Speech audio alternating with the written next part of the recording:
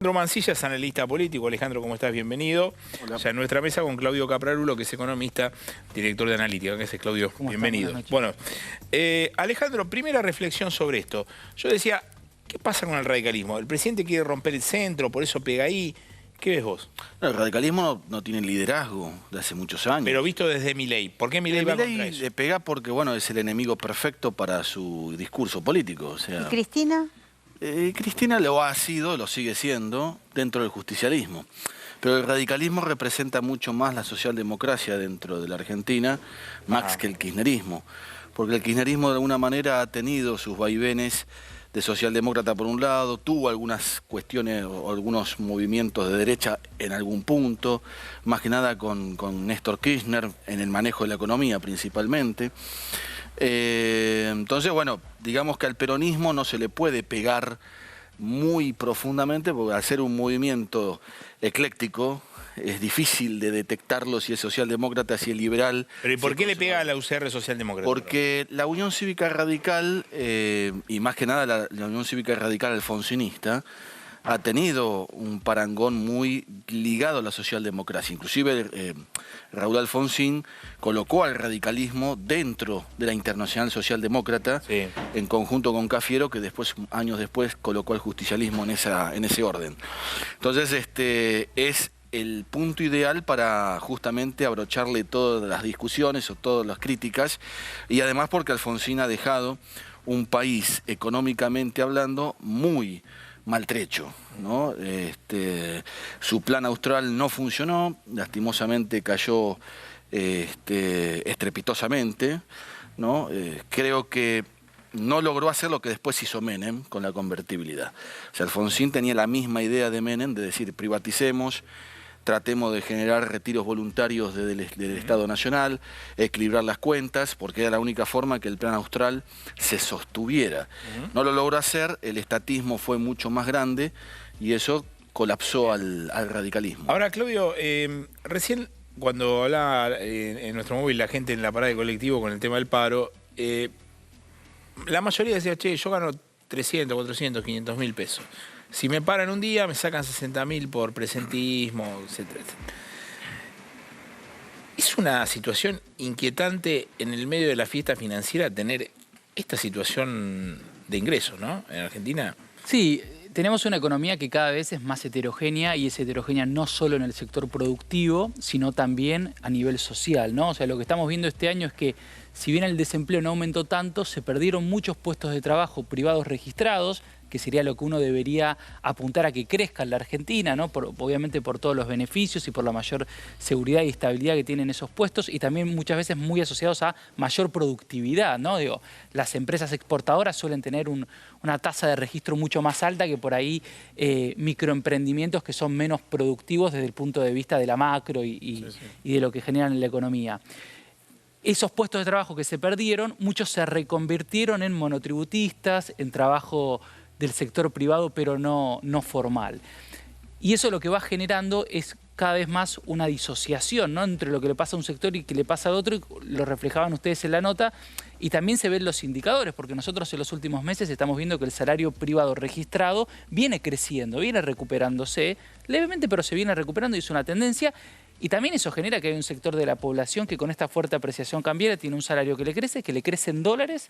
Entonces, por ejemplo, se abarata consumo de bienes importados, se abarata irse de vacaciones al exterior. Empieza a vivir una sensación, si bien de todas formas cuando uno compara su ingreso cayó, empieza a decir, bueno, hay una mayor estabilidad y tengo un ingreso que me permite por ahí acceder a consumos en dólares que antes me costaba un poco más. Pero después tenés una gran parte de la sociedad que por el contrario está quedándose cada vez más afuera y cada vez le es más difícil porque... ¿Pero cómo es por porciones, digamos? Porcentualmente, ¿qué representa cada uno? Mira, vos tenés, o sea, ¿cuántos pueden vivir de esa bonanza y cuántos no? Yo te diría que hoy en día tenés menos de la mitad de la población que puede vivir de esa bonanza. Pues son los trabajadores registrados. Pues son los trabajadores registrados del sector privado, porque cuando nosotros también miramos los números, el público viene perdiendo, recupera un mes, pierde el otro, y seguramente va a seguir perdiendo, y más allá de eso también una pérdida fuerte de puestos de trabajo en el sector público. Después discutimos si era necesario, si no era necesario, pero hay gente que no tiene trabajo y antes tenía. Entonces me parece que esa disociación va a ser un problema para la Argentina, y también se ve en los sectores productivos, ¿no? Vemos sectores muy relacionados con las ventas al exterior, minería, energía, agro y obviamente el sector financiero, que viene mostrando buenos números y en muchos casos mejores a los que tenían antes de que asuma Milei. Ahora, después tenés la industria manufacturera, la construcción y el comercio que siguen muy golpeados. Y ahí es donde trabajan gran parte de estos trabajadores que tratan de reconvertirse o que perdieron recientemente su fuente de trabajo. Ahora, hoy estamos en un momento de... Yo en general miro los números y yo tengo la teoría de que para mí es muy apresurado decir que la economía tocó pozo, tocó fondo. Hay algunos indicadores que pueden decir eso, pero yo veo más bien un serrucho, digamos. Veo cosas que se mueven para arriba y para abajo. Pero ¿cuál es la diferencia? Porque el gobierno vende esa situación como una recuperación. ¿Es lo mismo una recuperación que se frene? ¿Cómo se le puede explicar al que está mirando eso?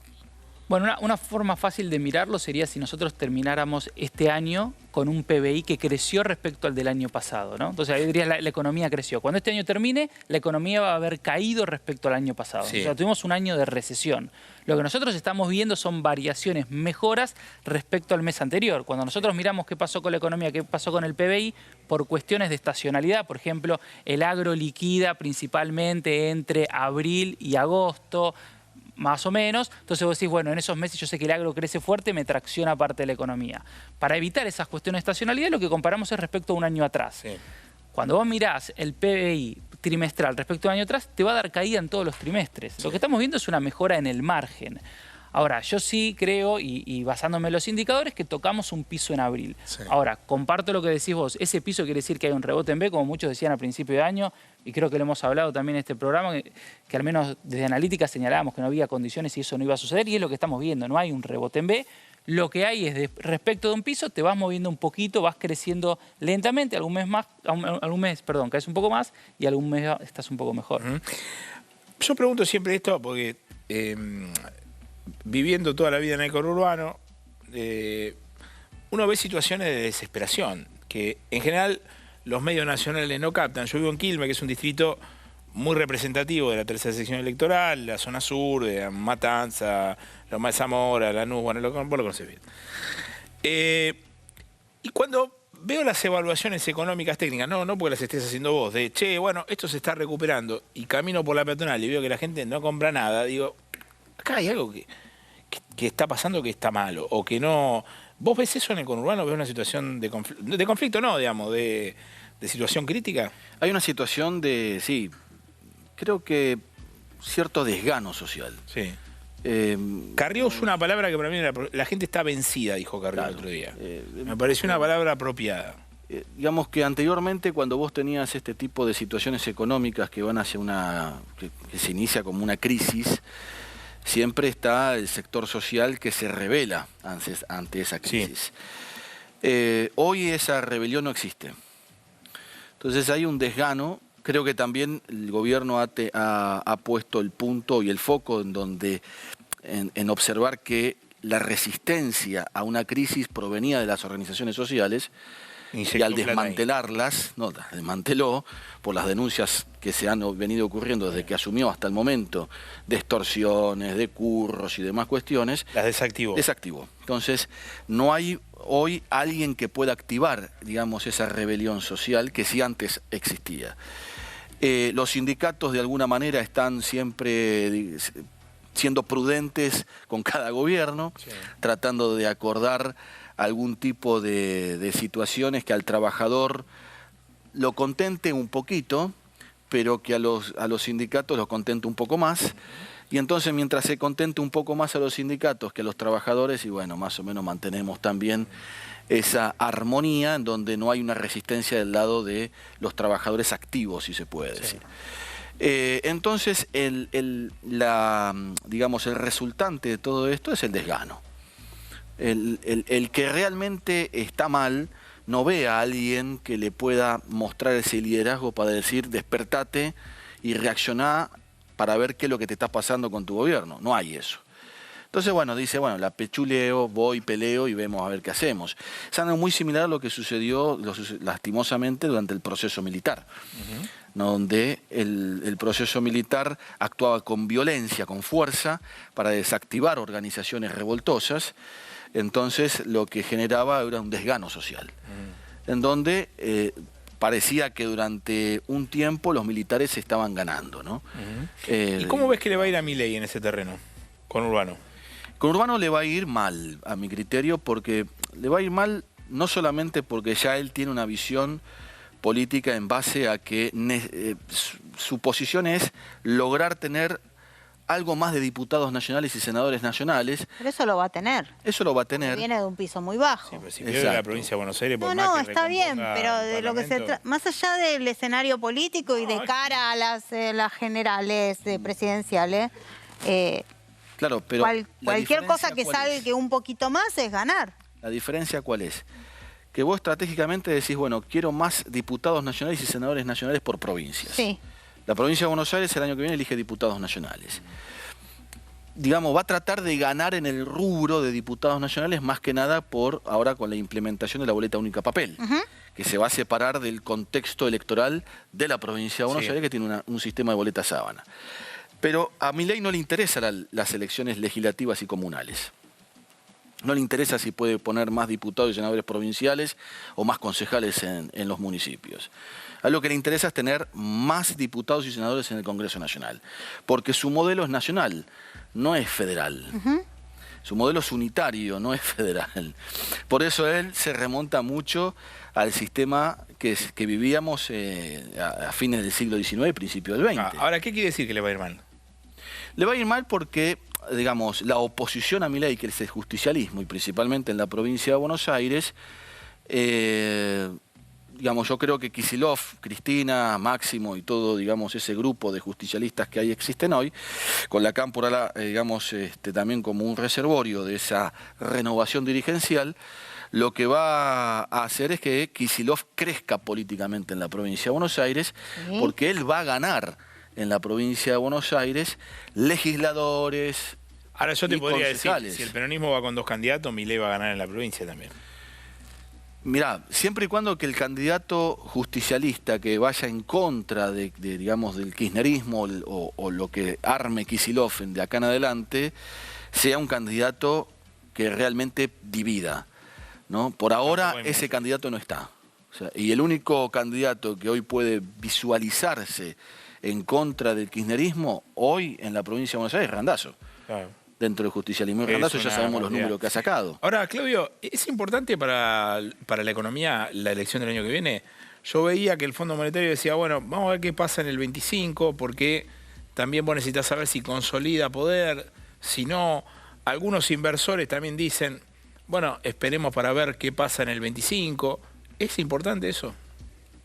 Primero te diría que falta mucho para las elecciones y creo que la economía tiene que resolver todavía muchas cosas de acá a que lleguemos a casi fines del año que viene.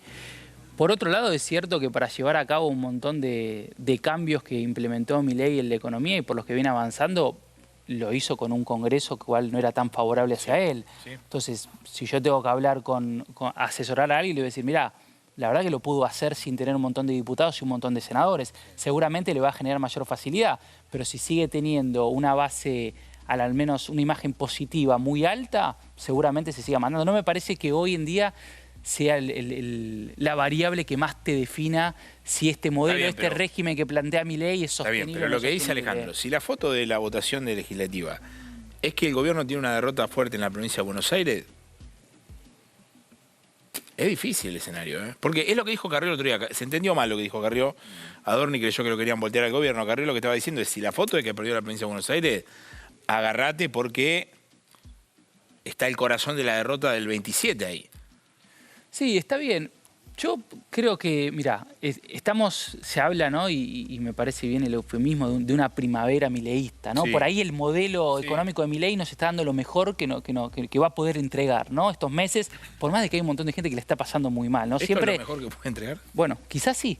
Digo, quizás sí, hay que ver cómo se resuelve. ¿Por qué? Porque parte de esta estabilidad, esta baja del riesgo país, esta caída de la brecha... De lo financiero. Está sostenida desde factores muy transitorios. Uno es el blanqueo, que fue muy positivo, fue muy bueno. Termina mañana. Termina mañana. Digo, es transitorio. Todos estos dólares que entraron y que van a seguir teniendo efecto en la economía porque se van a seguir volcando, ya está. Fue una vez y para siempre. ¿Y cuánto ¿no? explica del veranito eso? Para mí explica gran parte te diría que es un 60%. Y después tenés el 40% que tenés, para mí que es fundamental, es lo que está pasando también con el agro, ¿no? Una fuerte liquidación y récord en términos históricos para estos meses, sacando en los años que tuviste el famoso dólar soja, ¿no? Porque cualquier gobierno cuando llega, sobre todo cuando tenés problemas como tiene la Argentina, crisis cambiaria casi constante después del 2018, vos sabés que los meses de baja liquidación del agro tenés un problema y algo vas a tener que hacer para poder no devaluar. Bueno, todos terminan haciendo alguna medida bastante heterodoxa. Massa dijo, bueno, saco el dólar soja y le doy todos los incentivos al agro para que me permita pasar esto. Y Milei, en vez de tener el dólar soja, ya tiene el blend, digo, no puede ir por ahí, decide sacar el blanqueo con muy buen timing y eso le dio un buen resultado. Volviendo a lo que quería explicitar antes, me parece que son todos efectos transitorios en un problema económico que cada vez se ve más, que es que vos tenés déficit de cuenta corriente. O sea, se nos van más dólares por importaciones y pago de intereses de deuda que lo que cobramos por exportación. Ahora en el verano te quiero ver con eso, ¿eh? Bueno, por eso Porque ahí la balanza turística, ¿cuánto te va a sacar? Va a aumentar. El déficit turístico claramente va a aumentar. Mira, en Analítica hicimos un estudio. En enero es más barato vacacionar en un hotel 3 estrellas en Río de Janeiro y en Barcelona que en Mar del Plata y Bariloche. ¿Viste? Entonces, claramente ahí vas a empezar a tener más presiones. Por eso lo que yo digo es, más allá de la discusión de lo que va a pasar con las próximas elecciones, en el medio hay que ver cómo termina transitando esto el gobierno. Sí. No cómo logra. Yo creo que lo que podrían hacer, siendo optimistas, es decir, conseguimos esta mayor oferta por cuestiones transitorias, aprovechémosla para ver cómo desarmamos y vamos a hacer un régimen más sostenible.